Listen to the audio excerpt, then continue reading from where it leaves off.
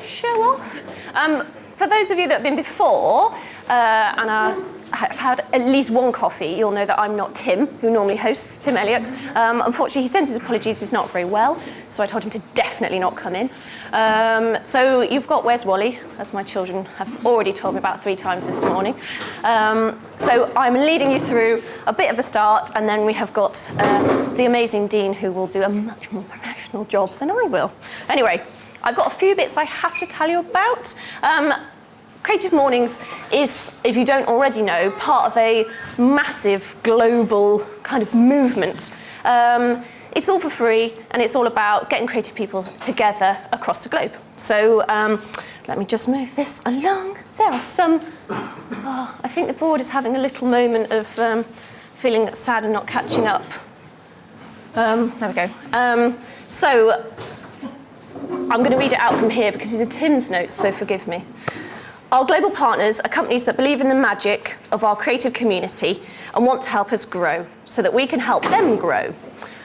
If you go onto either the mainframe page for Creative Mornings, or if you go onto Creative Mornings itself, there is an amazing creative manifesto on there. I thoroughly recommend you have a look at it because actually it's really cool. It's really good, and it definitely talks about what we've been trying to shout about through Mainframe and through all the partners and sponsors here about getting creative people together, and definitely about getting creative people together in Derby. All our events are free, all Creative Mornings events are free. Just to give you a little bit of statistical information, I always think that aids a presentation.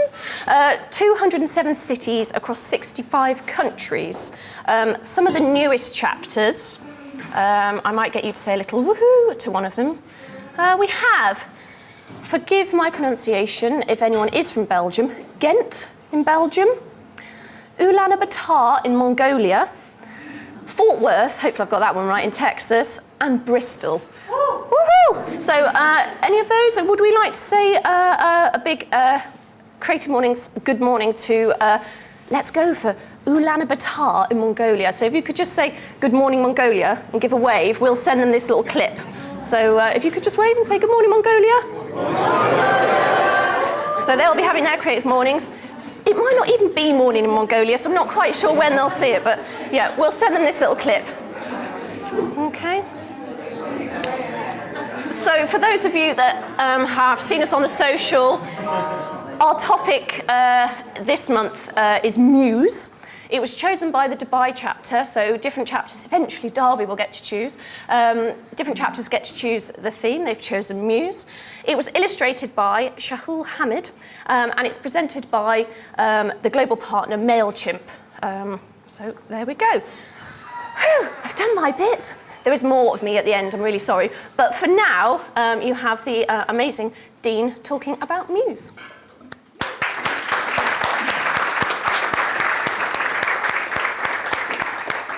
Thank you, Hannah, and I'm not Tim either. Apparently I'm the amazing Dean, so don't say that benchmark's way too high there. But I hope to deliver creatively, which is refreshing for me because I have been a designer for 3 decades.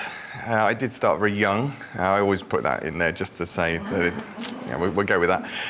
But that shape of being a designer and being a creative has just changed unrecognisably in that time. So it's starting out as a graphic designer, which was basically because I didn't want to choose one thing or another. So much so that it was down, I wanted to be a product designer, I wanted to be an architect, I wanted to be all of these things. But as soon as you go down one of those routes, you conventionally stay in that silo. As a graphic designer, I got to work with all sorts of incredible creatives.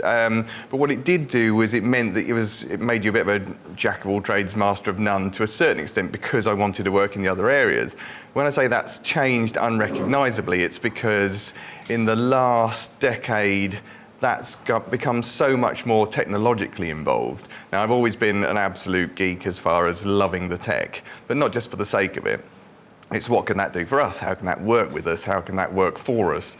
So in the last decade, that's been so much more about how do we use the technology and the new platforms and the emerging tech to allow us to genuinely create the future and design the future, because rather than simply where it was pure graphic design. It was about just what does it look like. It became so much more about, well, if it looks like this, how do we use it and how do we relate to it and how does it sit not just on a piece of print or a screen, it's how does that live within our environment, whether that's a virtual environment that we're stepping into or an augmented environment that comes into our environment with us. So that scene and those platforms and that technology has enabled us to create so much more around us.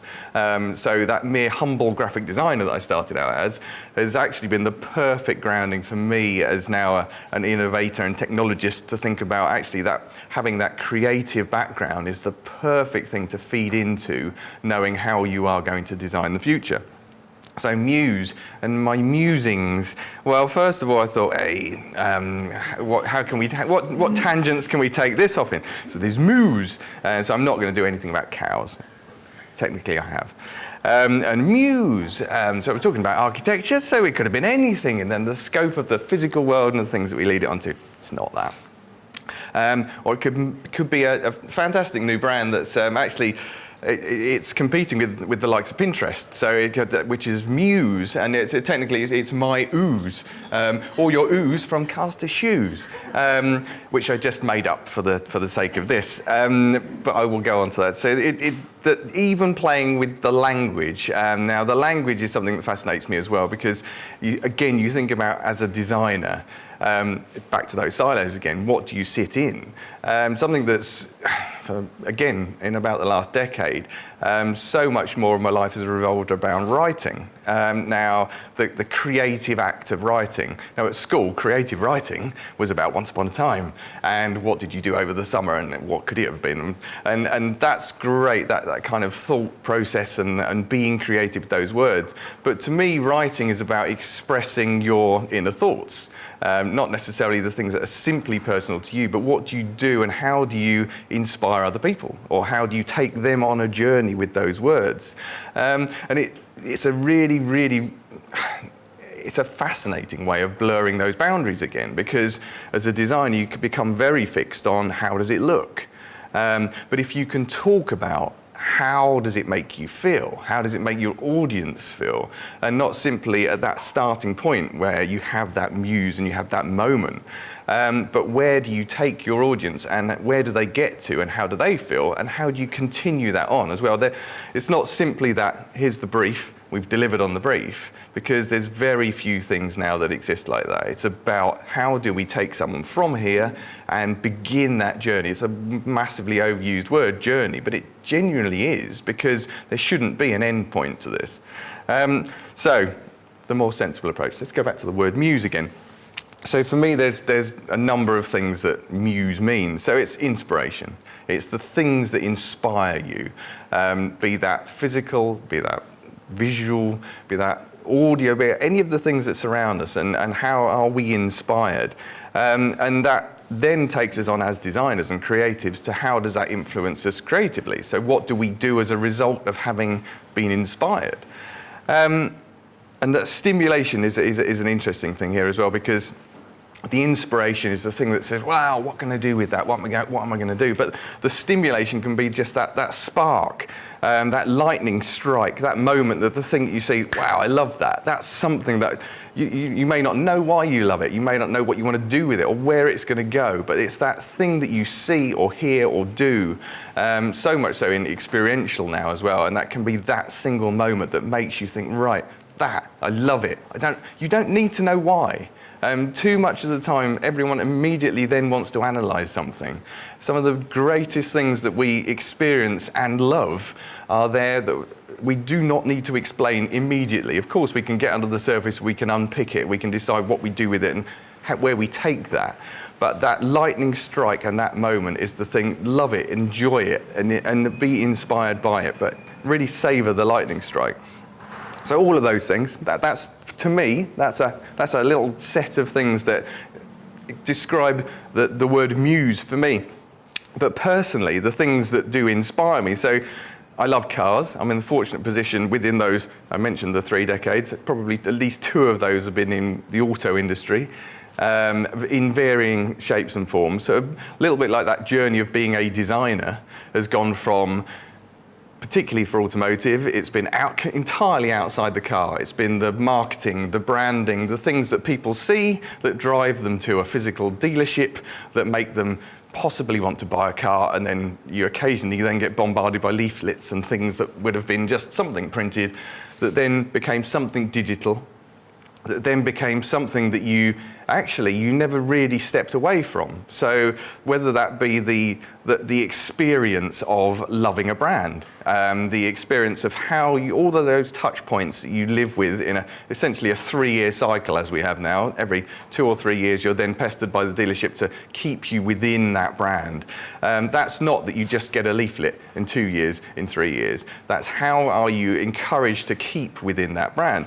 And the fascinating thing for me, again, as a designer, is that, as I said, everything was outside the car. Then suddenly there's the opportunity to work with things like telematics.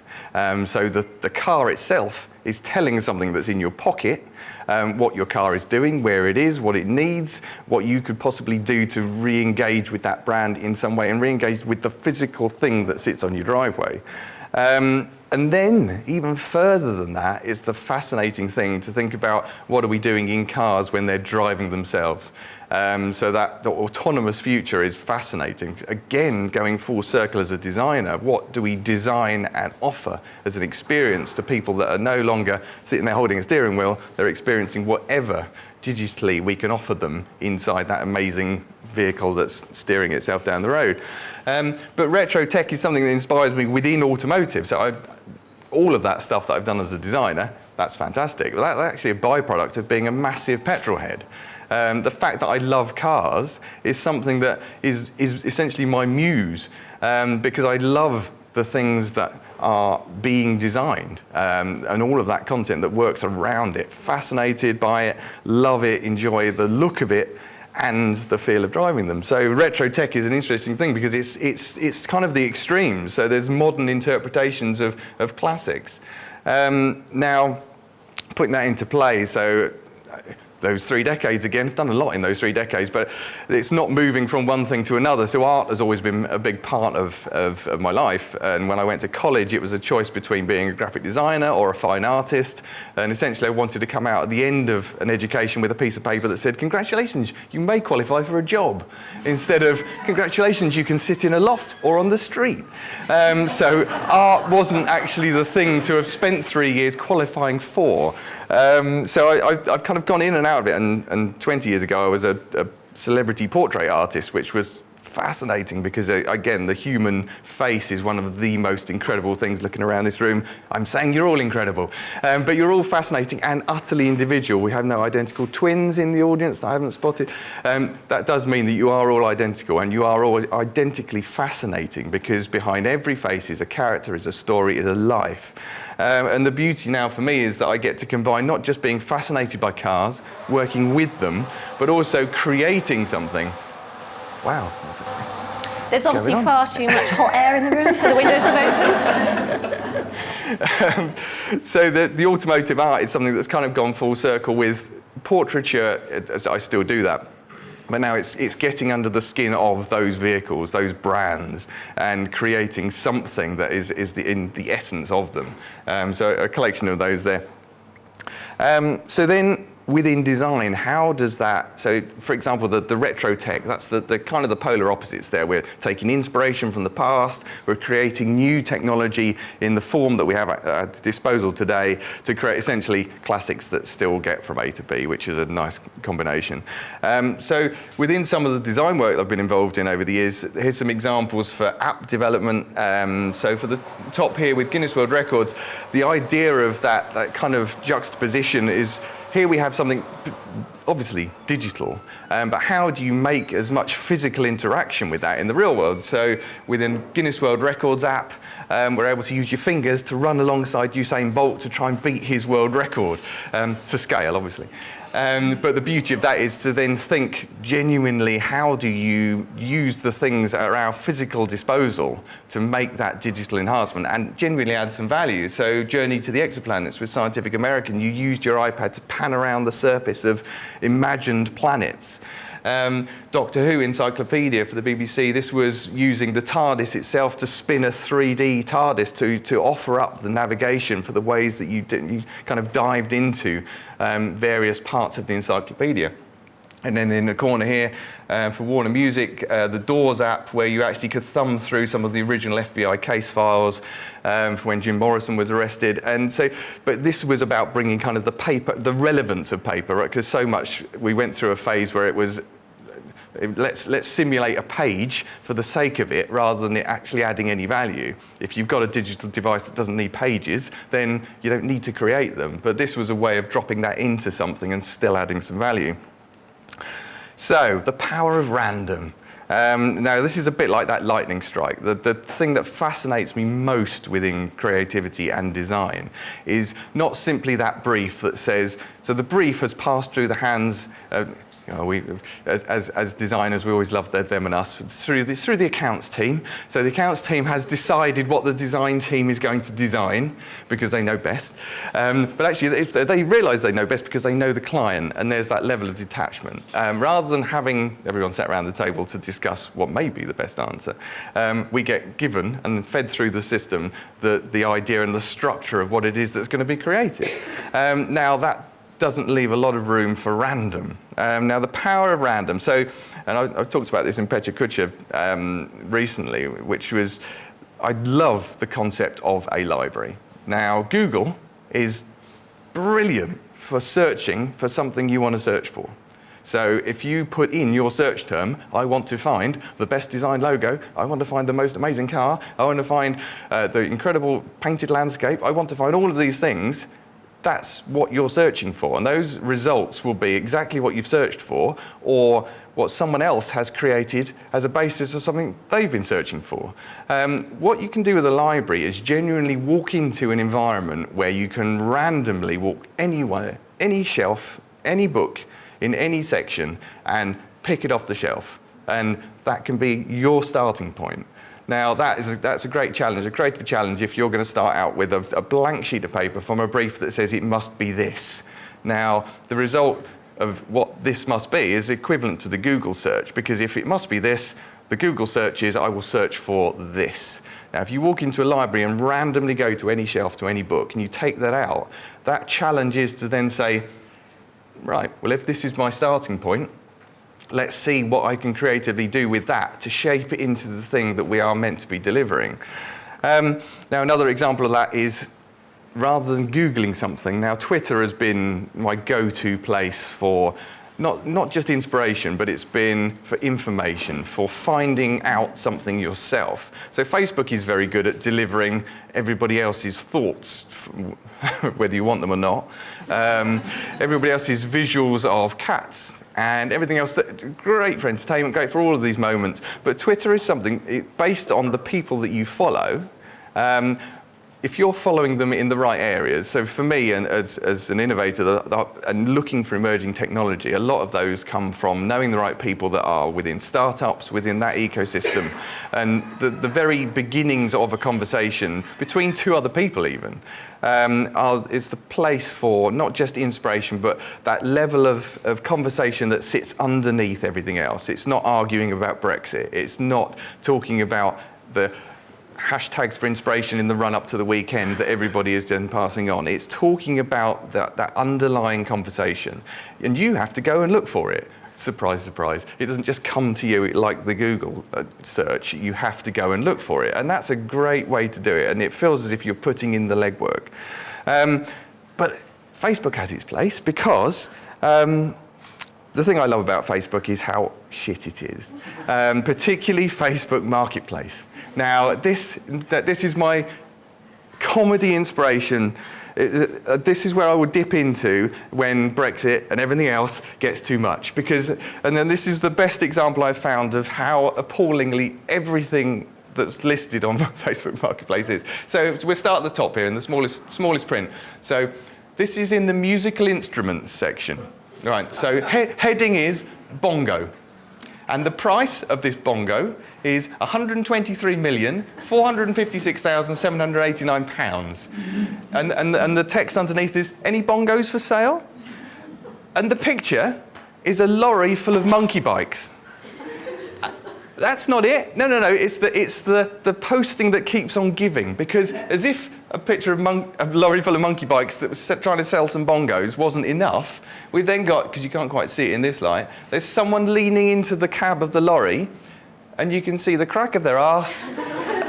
It's the final, it's like the icing on the cake. It's to say, I couldn't just get the picture completely wrong. I had to find one where someone clearly didn't want the picture taken in the first place. So Facebook market, what I'm saying here is humour is a big part of anything that you're given.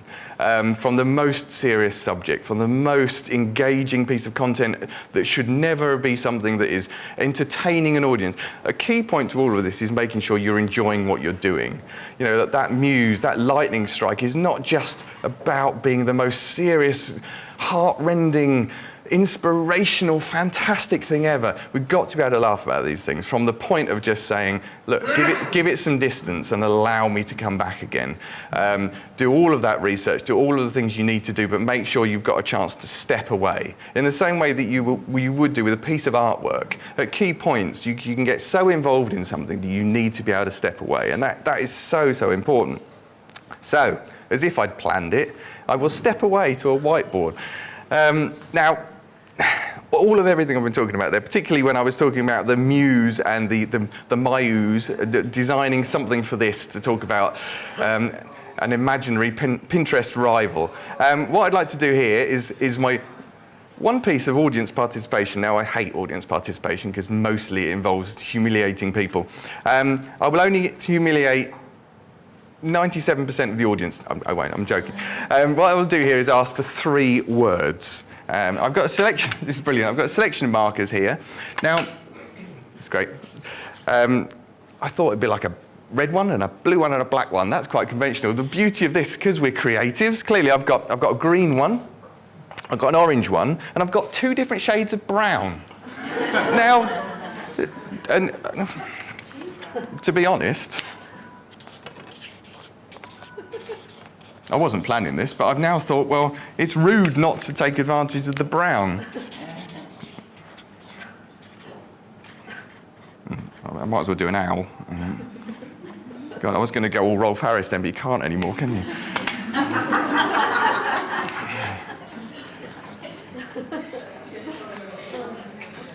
Now, you know I mentioned I was an artist. Now, I'm going to blame the fact that this is quite bumpy paper, the fact that my tree looks awful.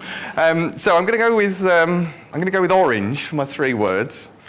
And I would like to ask for someone in the audience to see the first hand that goes up to offer me a colour.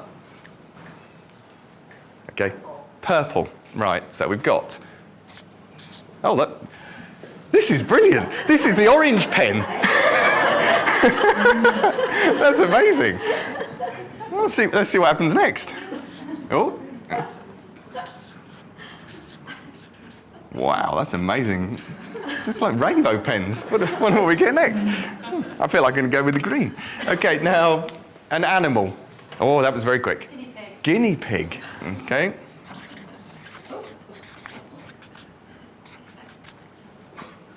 Guinea. Is there meant to be an A in there, isn't there? There we go. I could have got... Did anyone want a rabbit? No. Guinea pig. It's going to get confusing when it hits the tree, isn't it? All right, let's go for the dark brown. And so we're looking for an utterly random word. Can be as rude, can be any... Bacon. Purple guinea pig bacon. Awesome. This is brilliant. So I'm talking about the power of random. So what I wanted to do here was to talk about a product. And what's interesting is that this week is OC6, which is Oculus 6, which is the virtual reality conference. Mark Zuckerberg has personally owns the space of virtual reality now because he wants to be inside everyone's heads. It's not enough to be on your screen. And one of the great launches this week is purple guinea pig bacon. Because in the virtual world, what we can offer is something with, because avatars are huge, and we all know, we all have our own personal avatars, but in the virtual world, you can have your 3D rendered avatar. But a big part of that is an actual marketplace. Now, we talk about Facebook Marketplace, but the ability to purchase things in a virtual world. And we've got the chance to buy virtual cars, live and experience virtual holidays, walk down a virtual high street. But what do we eat in that virtual world? Well, purple guinea pig bacon is going to be the next big thing. So I ask you all here and now to think about investment. It's not just about being creative, it's about how do you take that on and where do you creatively put your money? So I would say to each and every one of you in that virtual world, this is the next big thing, purple guinea pig bacon in trees. Right, let's have another one. I want to try the orange again and see what colour we get this time. Okay, another colour. Okay. Mauve. Oh, God.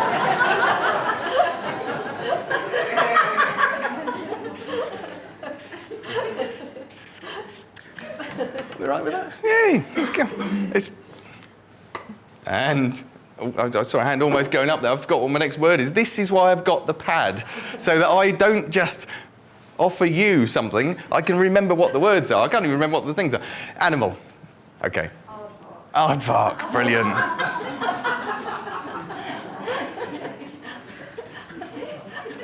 Enough A's and things in that, do you reckon? Okay. And a random. Don't forget, we can be rude. A tricycle. Okay. Sorry, did I hear a penis from my left?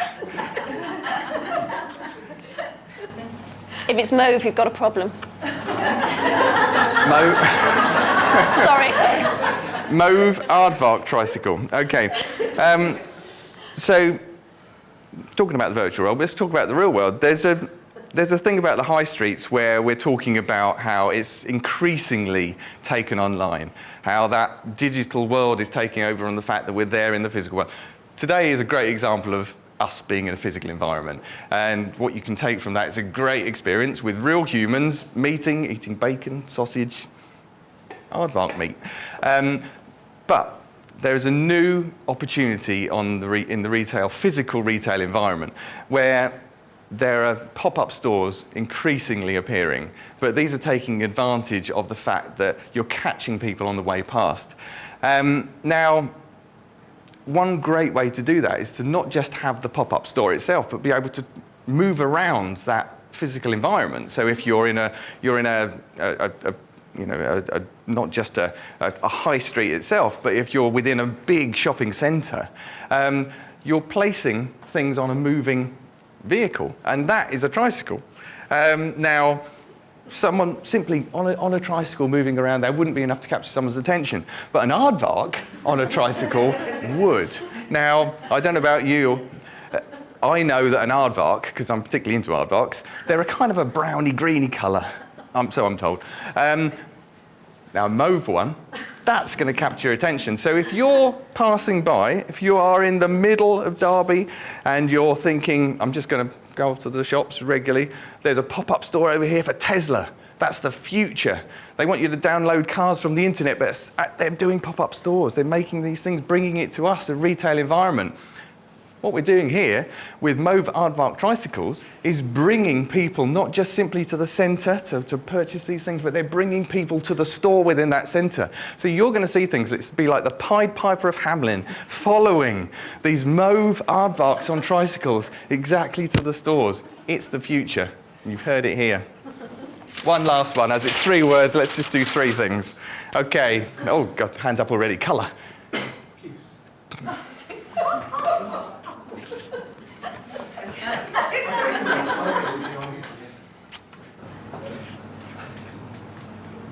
Yeah, okay. Animal. Oh, we're a bit short on animals. Ooh, a skeet. Oh, how many what? I may have gone to the tropical zoo place with my kids yesterday on an insect day. A skeet. A skeet. They're like a lizard. They're like a little lizard. I've no idea how to spell it. Skeet. Like a lizard. There's not enough Zs. Like a... Or maybe there were. How many Zs in Eddie Izzard? It might be interchangeable. And a random. Moist. Moist.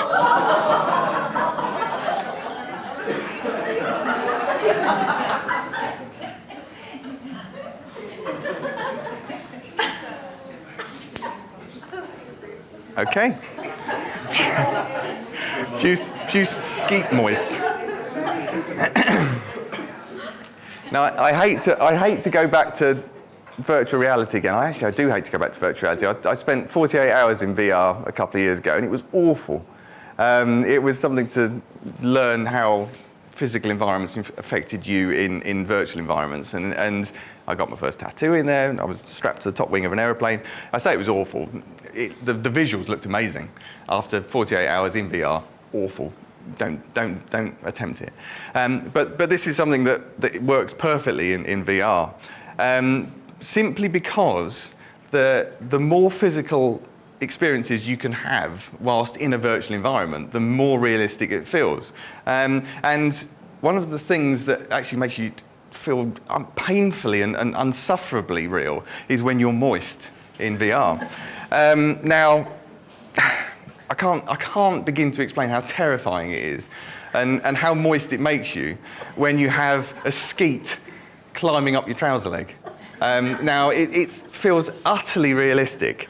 But the thing is, it's not simply that, because anything in that virtual environment can look wonderful. It can be full of unicorns and rainbows, and within an instant, it can be made a moist moment.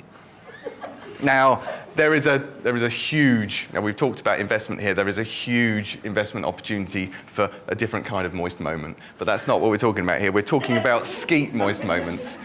And the mere fact that, I say, it can be rainbows and unicorns and the most wonderful, fluffy and invigorating and enlivening environment. But when it's puce, it's not fun at all. So believe me, this is the future, sadly. And we will fork at a certain point here. And that wasn't a euphemism.